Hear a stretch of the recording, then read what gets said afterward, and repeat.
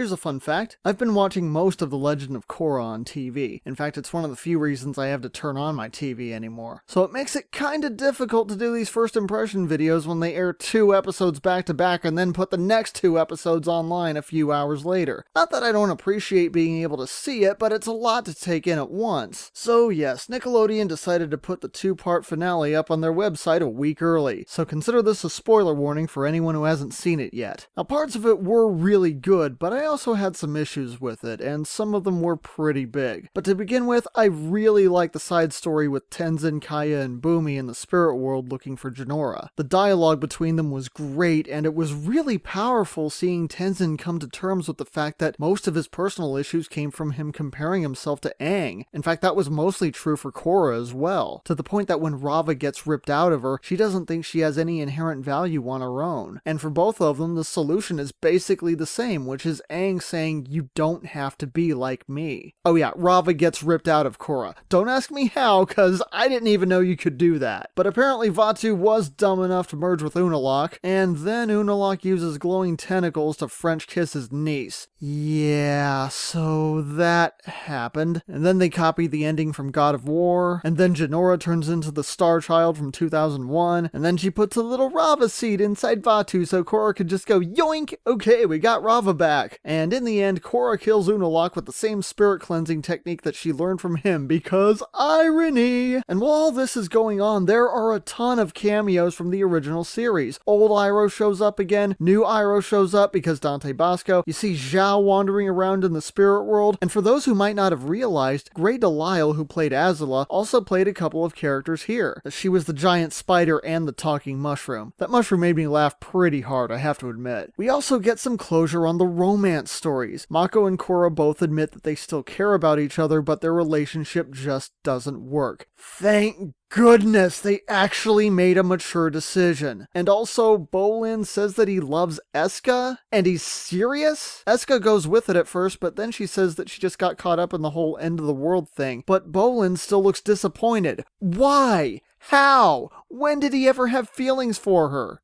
Oh shit, hold on a second. This means he likes being dominated. Hard. You know, between this and Unalaq tentacle incest, you guys have no idea what you just set yourselves up for, do you? Now overall, the finale was pretty exciting, but I have 2 major problems with it. The first is that it seems more than ever like they're just making stuff up without having to explain it. I was going to debate whether Unalaq's death meant that Vaatu would be reborn in 10,000 years, or if it means that a dark avatar will be reincarnated too. But then I realized that half the shit at the end doesn't make a goddamn bit of sense anyway. Spiritual master or not, how do you just take Rava out when she's bonded to Korra's soul? Oh yeah, harmonic convergence. If you need a body to use bending, then how is giant blue astral Korra able to do the spirit cleansing technique? Harmonic convergence. How do you use the elements of harmony when you don't even have any of them? Harmonic fucking convergence. You know, just because something looks cool does not give you a free pass to ignore your own rules. Now the other major problem I had, and this might just be a part of the other thing I just mentioned, is the very end where Korra decides to leave the spirit portals open. She then justifies it by reciting the exact same rhetoric that Unalaq had been spouting. Okay, explain yourself. Make me understand why you think this is a good idea. And more importantly, how is this any different from what Unalaq wanted to do? And just saying that you have main character good guy powers doesn't count. I was asked recently if The Legend of Korra is a show that I would recommend. And the thing is, I can recommend season 1 instantly, but season 2 is a bit tricky. The first half is a complete mess with a few decent episodes mixed in. Despite that, I am tempted to recommend it on the strength of the second half where everything finally comes together to produce a consistently high level of quality that, at times, even surpasses everything that came before. But even that's difficult when it ultimately ends with the main character making a world-altering decision, and then when being asked why or what she thinks will be accomplished, she can only shrug and say, oh.